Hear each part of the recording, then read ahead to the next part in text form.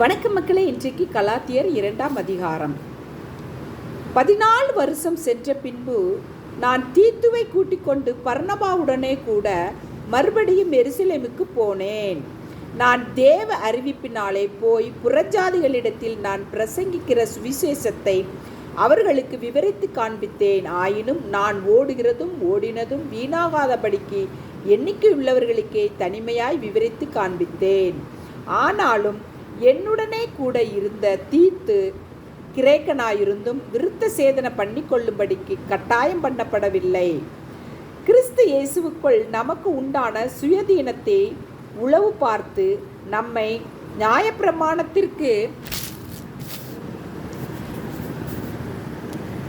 அடிமைகளாகும் பொருட்டாக பக்கவழியாய் நுழைந்த கள்ள சகோதரர் நிமித்தம் அப்படி ஆயிற்று.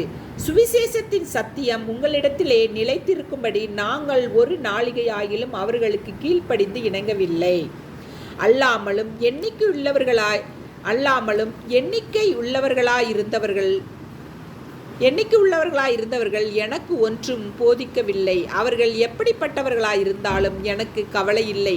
தேவன் மனுஷரிடத்தில் பட்சபாதம் உள்ளவர் அல்லவே. அதுவும் அல்லாமல் விருத்த சேதனம் உள்ளவர்களுக்கு அப்போஸ்தலனாயிருக்கும்படி பேதுருவை பலப்படுத்தினவர் புறஜாதிகளுக்கு அப்போஸ்தலனாயிருக்கும்படி என்னையும் பலப்படுத்தினபடியால் விருத்த சேதனம் உள்ளவர்களுக்கு சுவிசேஷத்தை பிரசங்கிக்கும்படி பேதுருவுக்கு கையளிக்கப்பட்டது போல விருத்த சேதனம் இல்லாதவர்களுக்கு பிரசங்கிக்கும்படி அது எனக்கும் கையளிக்கப்பட்டதென்று அவர்கள் கண்டு எனக்கு அளிக்கப்பட்ட கிருபையை அறிந்தபோது தூண்களாக எண்ணப்பட்ட யாக்கோபும் கேபாவும் யோவானும் தாங்கள் விருத்த சேதனம் உள்ளவர்களுக்கும் நாங்கள் புறஜாதிகளுக்கும் பிரசங்கிக்கும்படி அந்தியோந்திய ஐக்கியத்திற்கு அடையாளமாக எனக்கும் பர்னபாவுக்கும் வலதுகை கொடுத்து தரித்திரரை நினைத்து கொள்ளும்படிக்கு மாத்திரம் சொன்னார்கள். அப்படி செய்யும்படி அதற்கு முன்னமே நானும் கருத்துள்ளவனாயிருந்தேன். மேலும் பேதுரு அந்தியோகியாவுக்கு வந்தபோது அவன் மேல் குற்றம் சுமத்தினால் நான் முகமுகமாய் அவனோட எதிர்த்தேன். எப்படியெனில் யாக்கோபினிடத்திலிருந்து சிலர் வருகிறதற்கு முன்னே அவன் புறஜாதியாருடனே சாப்பிட்டான். அவர்கள் வந்தபோதோ விருத்த சேதனம் உள்ளவர்களுக்கு பயந்து விலகி பிரிந்தான். மற்ற யூதரும் அவனோடு கூட மாயம் பண்ணினார்கள்.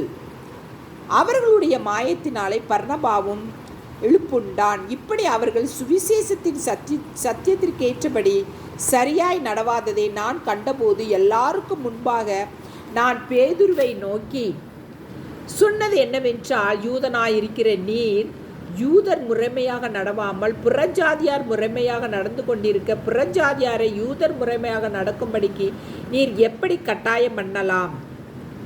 புறஜாதியாரில் பிறந்த பாவிகளாயிராமல் சுபாவத்தின்படி யூதராயிருக்கிற நாமும் இயேசு கிறிஸ்துவை பற்றும் விசுவாசத்தினாலே அன்றி நியாயப்பிரமாணத்தின் கிரியைகளினாலே மனுஷன் நீதிமானாக்கப்படுவதில்லை என்று அறிந்து நியாயப்பிரமாணத்தின் கிரியைகளினால் அல்ல, கிறிஸ்துவை பற்றும் விசுவாசத்தினாலே நீதிமான்களாக்கப்படும்படிக்கு கிறிஸ்து இயேசுவின் மேல் விசுவாசிகளானோம்.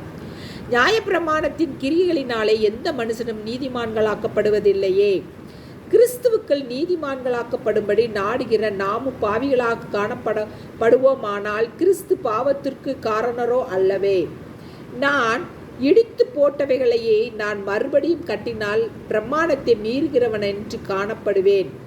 தேவனுக்கென்று பிழைக்கும்படி நான் நியாயப்பிரமாணத்திற்கு மரித்தேனே. கிறிஸ்துவுடனே கூட சிலுவையில் அறையப்பட்டேன். ஆயினும் பிழைத்திருக்கிறேன். இனி நான் அல்ல, கிறிஸ்துவே எனக்குள் பிழைத்திருக்கிறார். நான் இப்பொழுது மாம்சத்தில் பிழைத்திருக்கிறதோ என்னில் அன்பு கூர்ந்து எனக்காக தம்மை தாமே ஒப்புக்கொடுத்த தேவனுடைய குமாரனை பற்றும் விசுவாசத்தினாலே பிழைத்திருக்கிறேன்.